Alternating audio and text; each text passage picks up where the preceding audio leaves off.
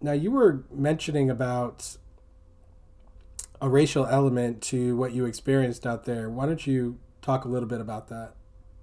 Yeah, so one thing that we got to do as part of sort of the educational piece when we were in Bethlehem, they actually had some folks come in and sort of give testimony about the role of sort of the Mizrahi community in Israel. So, for people who aren't sort of familiar with these terms, so there's really kind of broadly like two kinds of Jews in Israel. There's the Ashkenazi who came from Europe, and there's Mizrahi who come from the Middle East and North Africa.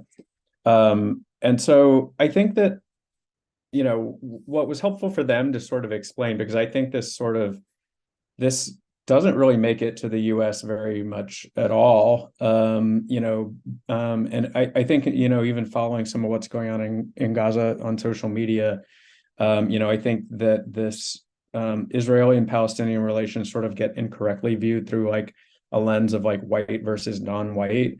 And that's not really accurate because, it's actually a majority of Israelis are either Mizrahi or have some Mizrahi lineage, or mixed race. So, I think that it can be easy to sort of say, oh my God, like, Israelis talking about Hamas, or acting like, this thing that they do, like, is their thing, like, as if Israelis are just sort of like cosplaying as Middle Easterners. There may be some of that going on, but I think that narrative sort of erases an experience of a majority of the Israeli population who are actually from the Middle East, and who do have those experiences, and for whom those are legitimate. In this country, we don't usually know those Jews. Most of the people in this country probably are Ashkenazi, and so we think of Jews here as white. But that is not who's in Israel. I mean, well, it is part of who's in Israel. I mean, Zionism like basically started as a European project. But after 1948, there were people who were displaced, Jewish people who were displaced or who chose to move from across the Arab world and who moved to Israel. And those people are, you know, still largely sort of compared to Ashkenazis, less well off. They tend to be, live in their own communities, that are, less access to jobs, more disadvantaged, et cetera, et cetera. And sort of get looked down upon. There's a word that they use, arse. I don't know if I'm pronouncing it correctly, but from what I understand, it's sort of similar to like rednecks or chavs. That's sort of the way these folks get looked at. They are generally more conservative, more religious, and sort of looked down on as sort of low class. And they actually form the base of the Likud party, which is Benjamin Netanyahu's party. Now he himself is extremely unpopular right now. The war is extremely popular. So the whole failure of Israel on October 7th may bring him down, but it's not going to solve sort of this question of these folks who see themselves as sort of aggrieved by Ashkenazi society, who they look at as sort of like lefty and elitist, and who turn to this sort of, right-wing reactionary Likud party and others to stake out their identity. So I think that they present like a really interesting conundrum here and complicate the narrative of, this is I think it probably is still safe to call Israel in certain ways a white supremacist in the same way that in similar ways that the US is, but it's complicated by, the role of these people. It's not as straightforward as this is a white society in conflict, with an indigenous society. Um, Yeah, no, the other that's a piece, really good point because a lot of people, especially a lot of Americans, they try to kind of supplant other nations' history with our own, when they're Hmm. drawing parallels.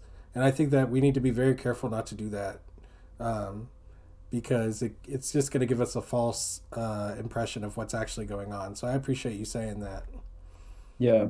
The other piece that I think is also a little bit confounding is, I mean, there are about 20% of the population of Israel is Palestinian, is Arab, who live within Israel's borders and have citizenship. So that's the other piece of this. I mean, they have been represented in the parliament since Israel's founding. They are not required to serve in the IDF, but they have the right to vote. They have the right to serve in parliament. They are discriminated against and marginalized, but I sort of have this what seems to be a sort of ambivalent relationship with broader Israeli society.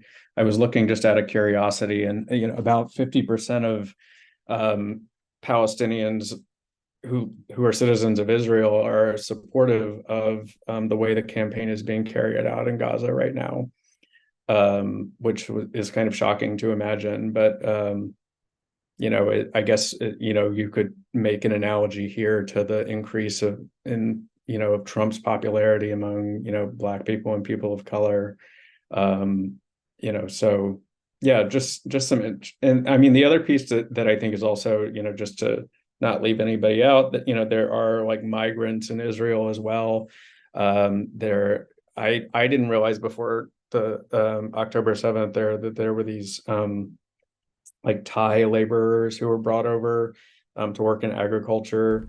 I hadn't heard that either. And Huh.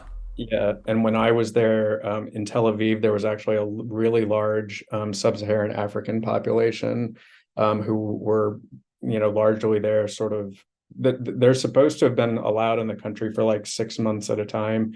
I can only imagine that most of them sort of overstay that. They sort of get accused of a lot of things. And I think there was they had a bit of an uprising a couple years after they were there. But Benjamin Netanyahu threatened to deport them all out of the country, even though it was like several thousand people. I don't know if that actually ended up happening or not. But all that just to say, there's other dynamics there, and it's not as monolithic as I think maybe the narrative that we sometimes get. Although, like, you could say it's monolithic in terms of being an oppressive society to, anyone who doesn't have the right paperwork or birthright, Yeah, I guess. yeah. Um, yeah, that 50% Palestinian support who are living in Israel as Israeli citizens, that doesn't surprise me. I've talked a little bit about speaking with somebody who moved and lived in Israel, and she told a story at one of my racism discussion group meetings when we were having round robin discussion on race. And she said that she was forced to shelter a young teenage Palestinian boy who had gotten stranded in an area after the curfew where they were supposed to be not in that area. And he was like forced on her, I guess, to shelter him, so that he wouldn't be discovered and have violence wrought on him or be arrested or whatever other consequences. It was a broken down vehicle, if I recall correctly. And her story was that about her being afraid to death of having this boy in her home, and that she kind of avoided him for the first hour, and then decided to ask him if he wanted some food, and they shared some food together. They had a language barrier, so there was an issue there, but she said that after an hour of eating with him and trying a little bit to communicate with him slowly over time, that she finally realized that he was a human being. Hmm. And when she told that story, and the moral of her story was that a human being was a human being, to me, that is just a telltale sign that the strength of the programming that they're receiving in that nation it's just that strong, you know? And I think the same can be said for here in the United States, you know? That's why we have that's why we have someone who could become president who's literally facing dozens of felony charges right now. So, like, Yeah. you know, like it's realistic that that person could literally be elected president of the United States at this point. And it's just, it's completely bonkers. But it makes sense if you think about the programming, if you see people being interviewed about this person, they're totally, completely brainwashed and programmed. And this woman was kind of like expressing that she experienced the same kind of programming that made her think of that person she didn't even know, who was probably way more terrified of her than in the situation than she was of him, for reasons that even she knew were realistic. And you know, like, it's just, I just think that ultimately there's this war on information.